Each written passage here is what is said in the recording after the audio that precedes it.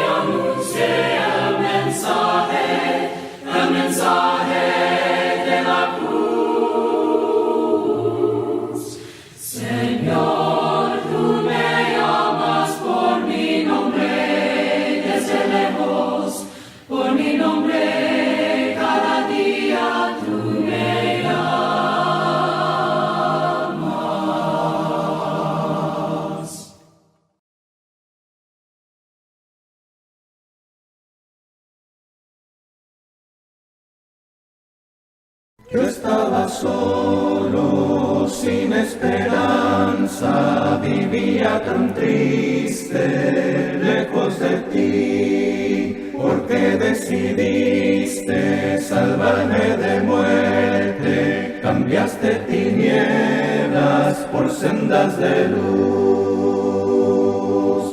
Por tu gracia, Señor, alcancé la salvación. Por tu gracia, Señor, limpio soy del pecado, limpio soy.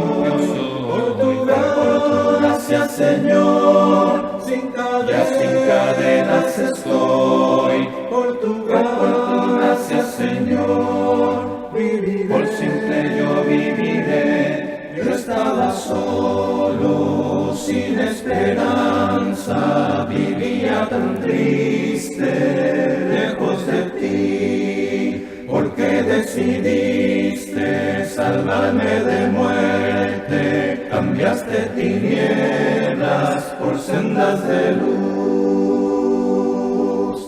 Por tu gracia, Señor, alcancé la salvación. Por tu gracia, Señor, limpio soy del pecado, limpio soy.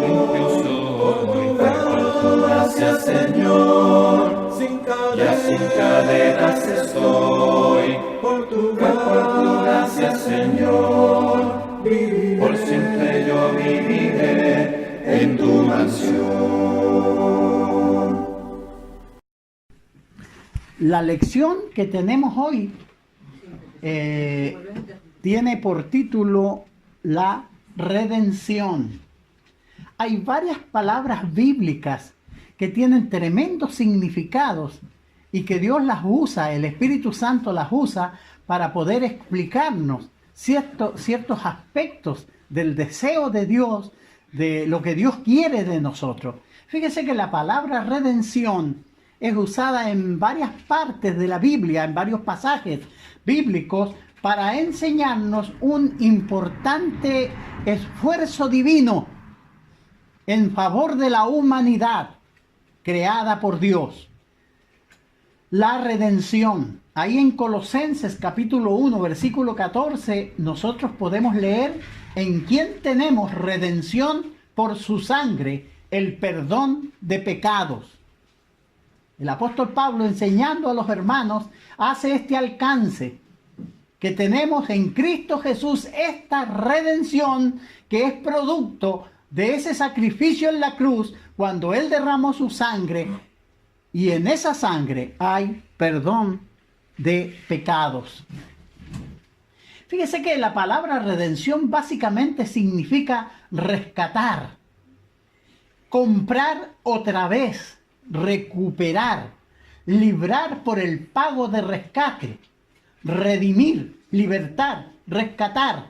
Son todo lo que conlleva esta palabra, y el Espíritu Santo la usa para explicarnos a nosotros los seres humanos de este esfuerzo divino para rescatar al pecador. Hay una ilustración para explicar también esta palabra, la ilustración del velero perdido.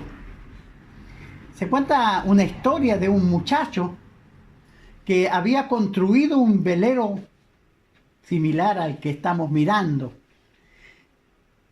y le había quedado muy hermoso. Y él jugaba con este velero porque frente a su casa pasaba un canal. Y él corría hacia arriba y ponía ya el velero, y se venía caminando y corriendo cuando el velero iba por la corriente del canal. Eso lo hacía siempre. Pero un día se distrajo y el velero se fue por el canal abajo. Él quedó muy triste porque perdió algo que él amaba mucho. Fíjese la angustia que tiene que haber sentido por la forma de distraerse, y lo perdió.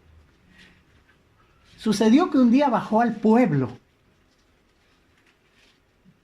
y en una tienda, fíjese que encontró su velero con ese letrero: se vende. Él, cuando lo vio, se llenó de esperanza y fue a hablar con el dueño de la tienda y le dijo, y le explicó la historia: ese lo construí yo lo hice, yo jugaba y un día se me fue. Y el hombre le dijo: mira, ahora está ahí, pero está a la venta. Si tú lo quieres, cómpralo. Y él trabajó mucho, juntó peso a peso. El precio del velero fue y lo compró nuevamente, habiendo sido de él. Fíjese que por eso en la palabra redención significa comprar otra vez. Y es lo que Dios hizo con la humanidad. Él nos creó. Él nos hizo a imagen y semejanza de Dios. Pero el hombre, el ser humano, se apartó de los mandamientos de Dios y se pervirtió y se perdió.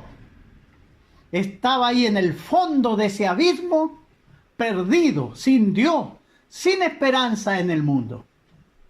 Pero Dios realizó este plan de redención. Por eso Pablo le decía a los hermanos, con respecto a Cristo, en quien tenemos redención por su sangre, el perdón de pecado. Dios nos compró de nuevo. Él nos redimió, nos rescató en el sacrificio de Cristo en la cruz. Fíjese que una explicación que da a la palabra redención la encontramos en Levíticos 25, 47 y 48. Cuando un israelita empobrecía y para vivir se vendía a él mismo como esclavo, su familiar o su familiar más cercano debía redimirle. Y dice el texto: si el forastero o el extranjero que está contigo se enriqueciere, y tu hermano que está junto a él empobreciere, y se vendiere al forastero o extranjero que está contigo, o alguno de la familia del extranjero, después que se hubiese vendido, podrá ser rescatado. Uno de sus hermanos lo rescatará. Entonces, si se empobrecía su hermano, el hermano o la familia iba a juntar el dinero, iba a comprar su libertad para que no fuera más esclavo. La palabra redención tiene ese significado, que es comprado otra vez. Son varios los textos en que encontramos la palabra redención o redimir, los textos bíblicos.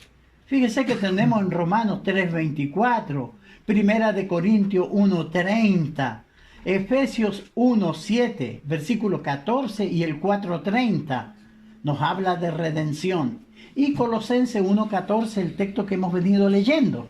Hebreos 9:12. Y hay muchos otros textos afines que nos hablan de la palabra redimir o redención. Fíjense que para entender el significado de la redención, nosotros necesitamos comprender la condición de la esclavitud en que habíamos caído. La condición pecaminosa donde todos nosotros nos encontrábamos. Nadie va a sentir deseos que lo liberen si no se da cuenta que está preso o es esclavo de algo. Nosotros necesitamos estar conscientes del costo que se pagó para que saliéramos de tal condición de esclavitud. Fíjese que ese es el punto que yo quiero poner en sus mentes y que podamos lograr en esta reunión, para que le demos el sentido a la palabra que usa el Espíritu Santo cuando nos habla de redención. ¿De dónde fuimos rescatados o redimidos? Fíjese que Colosenses 1:13 nos dice que fuimos rescatados de la potestad de las tinieblas. Encontramos en Colosenses 1:13, el cual nos ha librado de la potestad de las tinieblas y trasladado al reino de su amado Hijo. Entonces, todos los que han sido beneficiados con esta redención es que primero estaban en la potestad de las tinieblas y han sido trasladados al reino de su Hijo. Fíjese que Satanás tiene cierta autoridad en el mundo. Él ejerce su poder sobre aquellas personas que desean servir al pecado.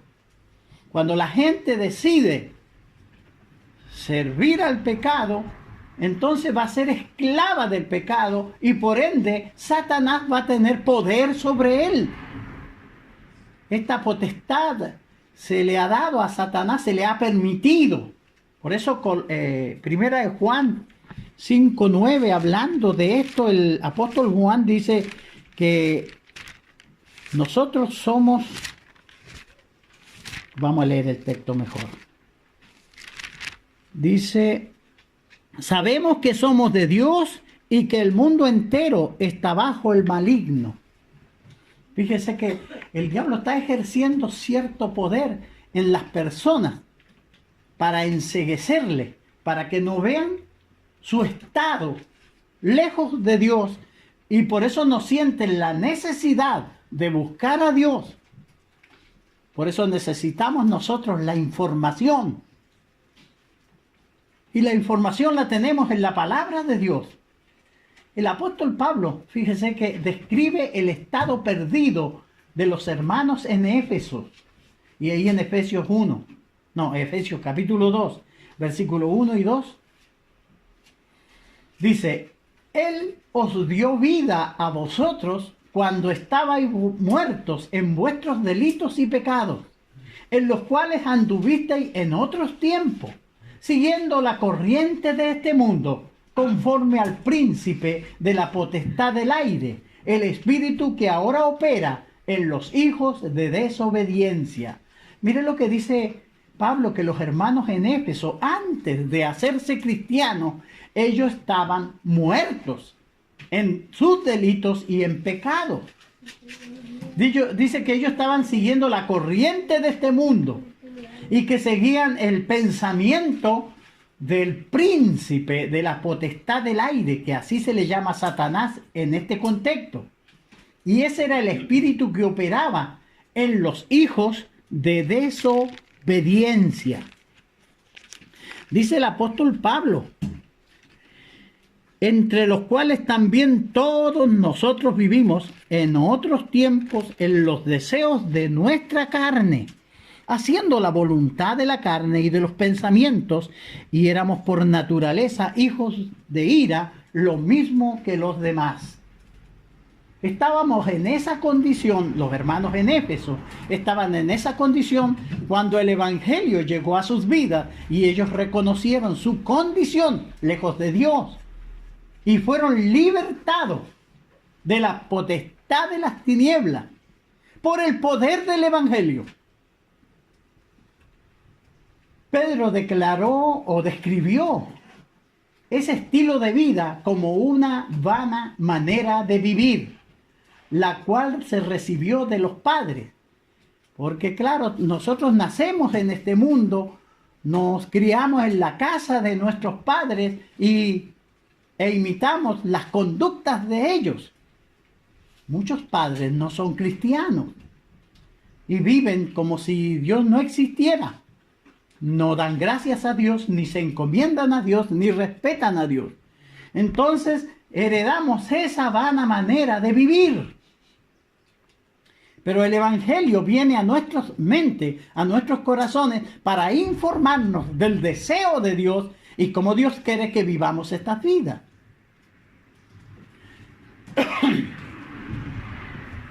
Esta condición se convierte en una verdadera esclavitud, de la cual el hombre solo no es capaz de escapar. Fíjese, esa condición, esa vana manera de vivir. Entonces la gente duerme, vive, no reconoce a Dios, no toma en cuenta a Dios.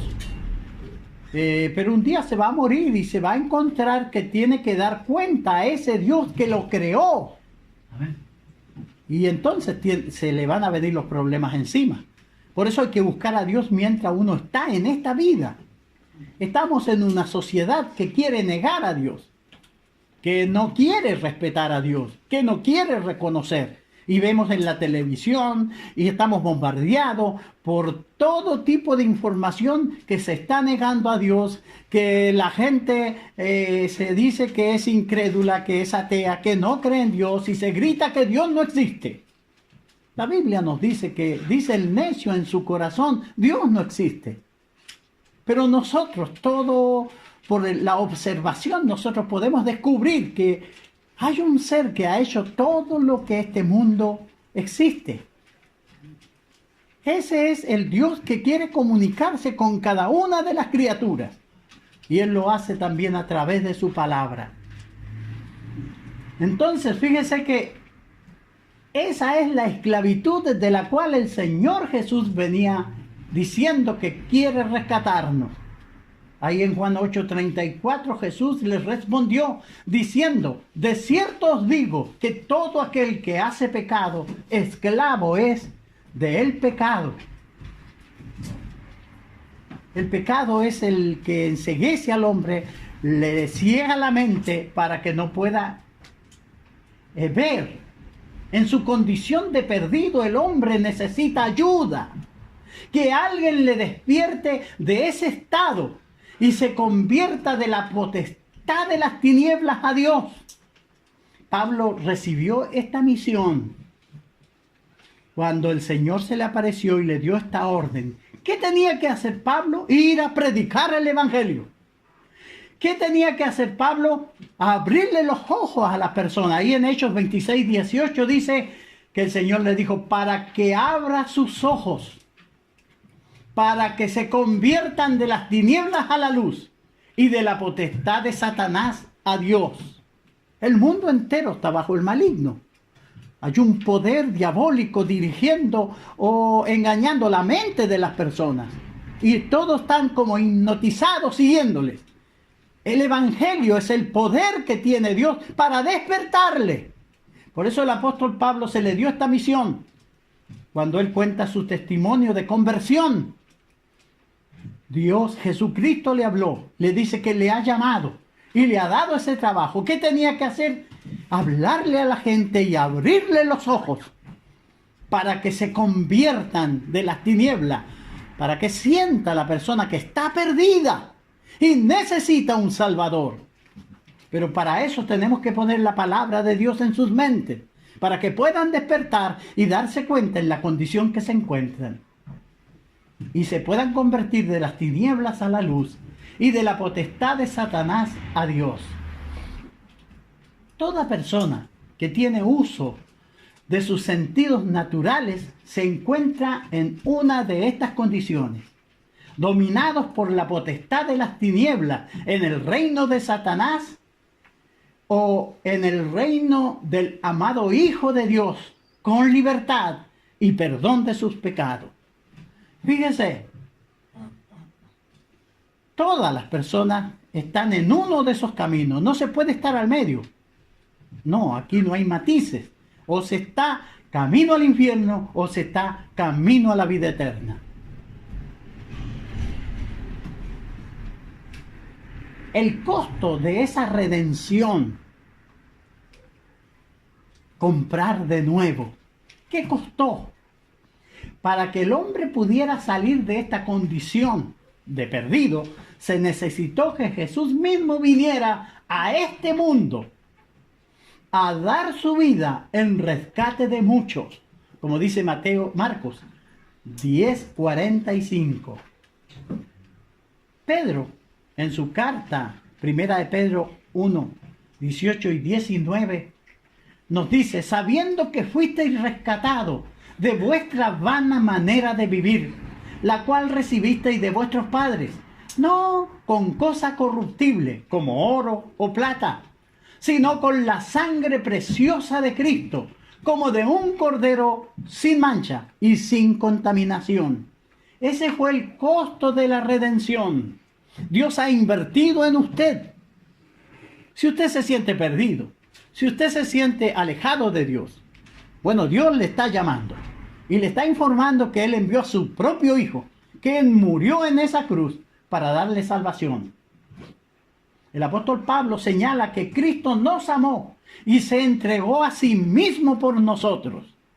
Él sabía que en un momento dado, cuando mis ojos se abrieran y el Evangelio alumbrara mi ser, mi mente, mis pensamientos, y yo viera la condición en que me encuentro perdido delante de Dios, antes que eso sucediera, Dios envió a su Hijo, que me amó y murió por mí, para que cuando yo me dé cuenta de esa situación y clame por un Salvador, pueda encontrarle a este que me amó. Cristo, porque nos amó, desvió hacia Él el peso de la ira de Dios por el pecado. Fíjese que la ley de Dios exige la muerte del pecador, pero Cristo desvió la ira de Dios por el pecado hacia sí mismo. Todos nosotros merecíamos ese castigo de estar perdido lejos de Dios, pero Cristo lo sufrió en el justo por los injustos para llevarnos a Dios, dice Pedro 3:18, primera de Pedro 3:18. Él llevó nuestras culpas en su cuerpo sobre el madero. Ahí Jesús recibió ese despiadado castigo, tratado como un criminal, para salvarnos, para redimirnos. Ese es el precio de la redención. La sangre de Cristo fue ese precio de la redención.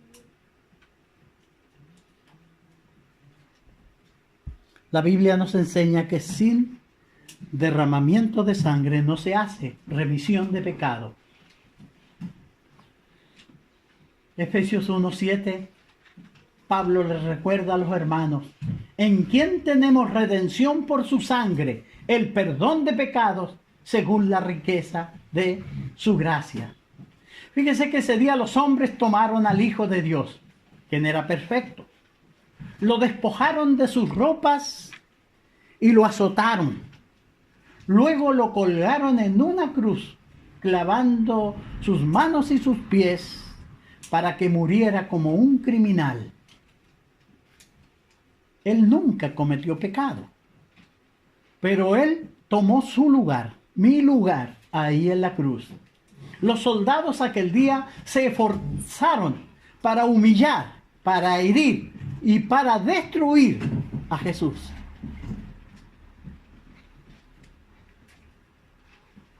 Sin embargo, la gracia de Dios fue más grande que los pecados de los hombres.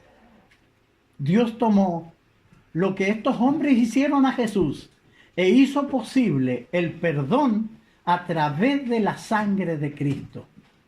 Ese ser inocente que murió como un criminal, flagelado y herido, Dios tomó ese sacrificio justo para nuestra redención. Segunda de Corintios capítulo 5, versículo 19, nos dice que Dios estaba en Cristo reconciliando consigo al mundo, ahí en esa cruz.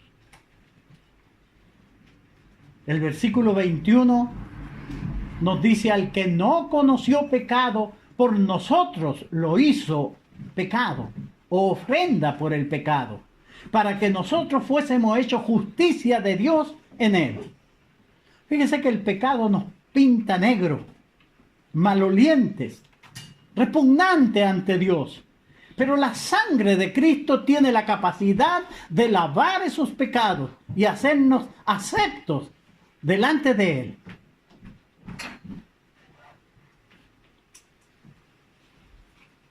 Cristo es en quien tenemos redención por su sangre, el perdón de pecado. Primera de Pedro 1:18 nuevamente dice: sabiendo que fuisteis rescatados de vuestra vana manera de vivir, la cual recibisteis de vuestros padres, no con cosas corruptibles como oro o plata, sino con la sangre preciosa de Cristo, como de un cordero sin mancha y sin contaminación. Fíjese que esto revela la maldad tan terrible del pecado, pero también revela la grandeza del amor de Dios para con nosotros. ¿Qué estaría dispuesto a dar usted por un hijo? ¿Qué estaría dispuesto usted dar para salvar a alguien? A veces miramos, ¿qué estaríamos dispuestos a dar? Pero Dios entregó a su propio Hijo. Él no escatimó ni a su propio Hijo, sino que lo dio para salvarnos. Él tiene un profundo amor para con nosotros. Por eso, cuando estudiamos estas palabras de la Biblia, entendemos un poco más el gran amor de Dios. ¿Cuál fue el propósito de la redención? ¿Por qué Dios hizo todo esto? El objetivo de la redención lo declara Pablo en Efesios, en el versículo 12 y el 14. Dice: a fin de que seamos para alabanza de su gloria. En él también vosotros, habiendo oído la palabra de verdad del evangelio de vuestra salvación, y habiendo creído en él, fuisteis sellados con el Espíritu Santo de la promesa. ¿Con qué propósito? Para alabanza de su gloria. El objetivo de la redención, el objetivo de la salvación, el objetivo de que Dios haga posesión suya de los que están en Cristo. Entonces, todos los que han venido a Cristo y han lavado sus pecados en la sangre de Cristo, Dios los reclama como propiedad de Él. Y ese es el objetivo de la redención. Para eso vino Jesucristo, para conquistar un pueblo para Dios. Como dice Tito 2:14, quien se dio a sí mismo por nosotros para redimirnos de toda iniquidad y purificar para sí un pueblo propio, celoso y de buenas obras. Es lo que quiere Dios. Hoy tiene aquí un puñado de ese pueblo, un puñado de redimidos que se juntan a dar gloria y alabanza a Dios. Ese es el propósito de la redención, para luego reclamarlo. Cuando Cristo venga a hacer justicia a este mundo, a castigar a los pecadores, Él reclamará a los suyos como propiedad de Él y llevarlos para vivir eternamente con ellos. Fíjense que cuando Dios dijo hagamos el hombre, ahí en Génesis 1:26, Él quiso crear personas que mostraran su gloria, su carácter y su semejanza en sus vidas. Eran las criaturas de Dios, hechos a su imagen y semejanza. Iban a reflejar el carácter de Dios. Él quería personas que le alabaran y sirvieran, que se esforzaran por ser como Dios mismo es. Es lo que quería Dios, es lo que Él esperaba de su creación. Pero el pecado distorsionó la imagen de Dios en el hombre. El pecado vino a destruir, a pervertir. Y por eso vemos la gran maldad de este mundo hoy. Es producto del pecado. Todo el relato de la Biblia y todo el plan de Dios ha sido con el fin de llevarnos de nuevo a lo que Dios originalmente quiso para nosotros. Por eso quiere un pueblo para su gloria y nos invita para que lavemos nuestras almas y limpiemos nuestros pecados y aprendamos a vivir para Él. Ese es el propósito de la redención.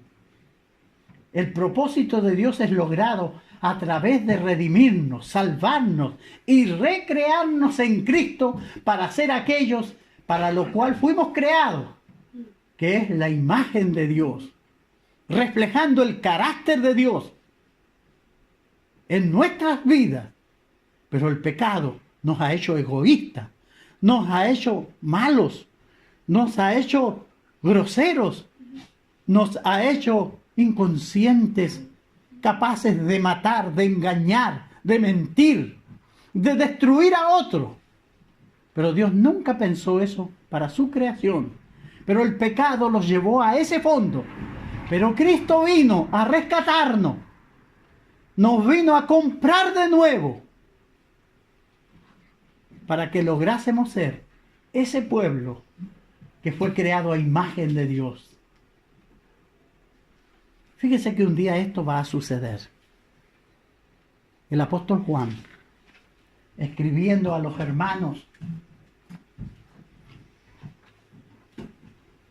él les dice: amados, ahora somos hijos de Dios y aún no se ha manifestado lo que hemos de ser. Pero sabemos que cuando Él se manifieste, seremos semejantes a Él, porque le veremos tal como Él es. Hoy estamos luchando nosotros, somos un puñado de hijos de Dios que estamos en esta sala, luchando por ser como Dios es. Pero un día cuando Él se manifieste, vamos a lograr ese objetivo. Cristo nos redimió, nos salvó, nos rescató con la sangre de su Hijo. Primera de Pedro 1:18 y 19 dice: sabiendo que fuisteis rescatados de vuestra vana manera de vivir, la cual recibisteis de vuestros padres, no con cosa corruptible como oro o plata, sino con la sangre preciosa de Cristo, como de un cordero sin mancha y sin contaminación.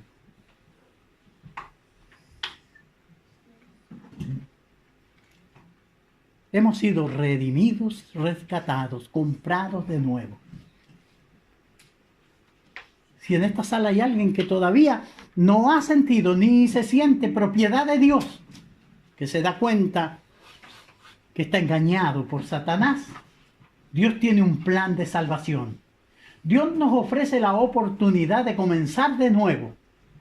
Usted está apartado de Dios por el pecado y siente la angustia de la soledad.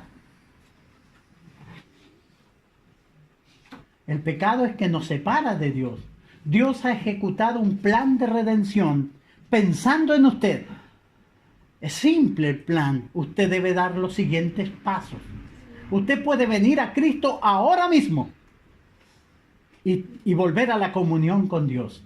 Usted necesita oír el Evangelio. Fíjese que lo está haciendo. Está en esta reunión. Está siendo informado de los planes de Dios y de lo que Dios ha hecho por usted. Este mensaje le compete a usted porque fue ideado por Dios para usted. Entonces necesita oírlo. La fe viene por el oír y el oír la palabra de Dios. Romanos 10:17. Usted necesita ahora creer en este mensaje. Tiene la capacidad de leer en su Biblia estos textos, examinarlo y convencerse que es la palabra de Dios. Jesús dijo, el que creyere. El énfasis está en creer. Marcos 16:15 y 16. Usted necesita arrepentirse, claro. ¿De qué? De haber vivido indiferente a Dios. Dios dice, Dios quiere que todos los hombres se arrepientan. Él estableció un día en que va a juzgar al mundo con justicia. Por eso manda a todos los hombres que se arrepientan en todo lugar. Usted necesita confesar, reconocer que Jesucristo vino y murió en la cruz por usted. Y usted necesita reconocer en Él su Salvador. Usted necesita confesar con su boca que Jesús es el Señor y creer en su corazón que Dios le levantó de los muertos. Usted necesita ser bautizado para el perdón de sus pecados. Fíjese que el gran tema de la redención es el problema del pecado y cómo se lo soluciona Dios. Y la solución está en el momento del bautismo. Cuando usted es sumergido en las aguas del bautismo, sus pecados son lavados. Y el problema del pecado que lo separaba de Dios es solucionado por Cristo, quien dio su vida en esa cruz y derramó su sangre para que usted lave sus pecados. Ahí está el Cristo sangrante. Pero usted necesita ir a los pies de esa cruz y lavar sus pecados en su sangre. Y lo hace cuando se bautiza. Hechos 2:38 dice, arrepentíos y bautícese cada uno para perdón de los pecados y recibiréis el don del Espíritu Santo. Entonces, usted tendrá salvación a través de la redención que ha hecho Dios. Finalmente, el texto de Hebreos 5:9 que dice que Cristo vino a ser autor de eterna salvación para todos los que le obedecen. ¿Quiere usted obedecer a Dios? ¿Quiere entrar en este plan de redención? De usted depende. Solamente hay que creer y obedecer la palabra de Dios. Estoy muy agradecido por su buena atención y que el Señor le bendiga. Ya estoy resuelto, ya no me demoro, quiero ir al Salvador. Cosas sublimes, cosas más nobles, son las que busco hoy. Ya voy pronto hacia Él, pronto gozoso y fiel. Cristo llama y salva hoy, yo me rindo a Él, yo me rindo a Él. Ya estoy resuelto a entrar en su reino, dejando el mundo atrás. Unos se oponen, otros se burlan, pero yo entraré. Ya voy pronto hacia Él, pronto gozoso y fiel. Cristo llama y salva hoy, yo me rindo a Él, yo me rindo a Él.